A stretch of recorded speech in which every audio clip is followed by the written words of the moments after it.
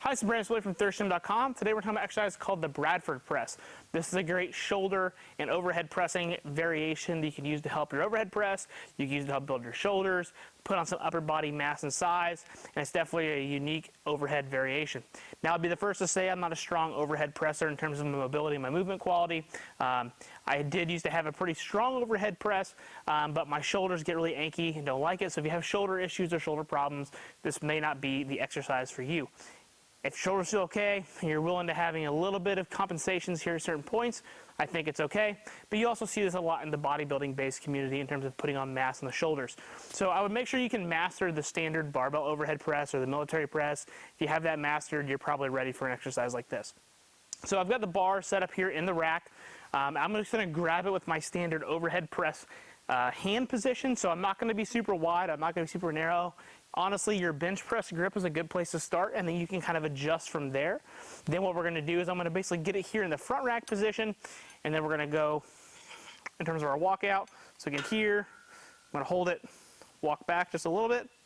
Then what we're going to do is I'm going to press overhead, but as I press overhead, as soon as I get over my head, I'm going to come back behind my neck, kind of like a lat pull down or a back squat here, how the bar would be on my high bar. And then we're just going to move back and forth and arc around our head.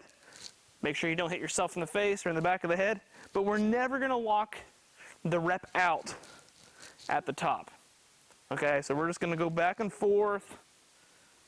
Make sure you can feel your heels. Again, you don't want to overextend, so if you go to press up, you don't want to be like this. Try to keep your ribs down and back a little bit so you can feel some abs, and you're just going to press over and back.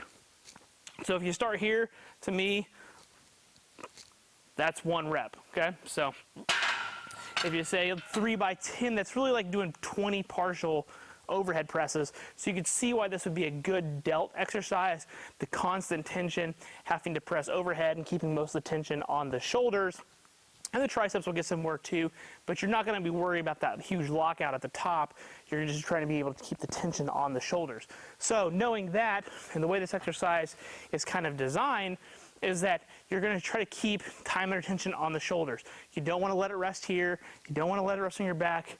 Your goal is just to kind of keep the weight moving the whole time so you can have good quality tension on those delts. So for an exercise like this, because of the time under tension, I do think having higher reps for an exercise like this is important. You definitely don't want to do sets of 3. I think you'd be better off just doing a hard triple on your standard overhead press in that point. So this, I really think somewhere between 8 and 12 reps is a good place to be, because that's going to get you about 16 to 24 over and backs, 1, 2, 3, so to speak. So I think that time under tension, assuming each one takes about a second, maybe slightly less, you're looking at a good amount of time under tension on your shoulders for a pretty compound-based exercise, right? So I think 3 to 4 sets of, again, 8 to 12 reps seems to be a good place to start.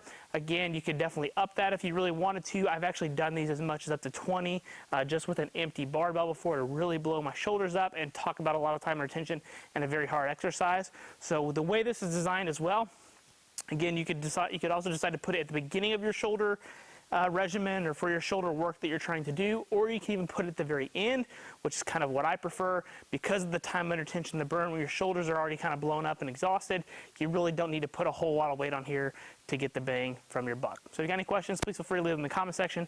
Thanks. Have a great day.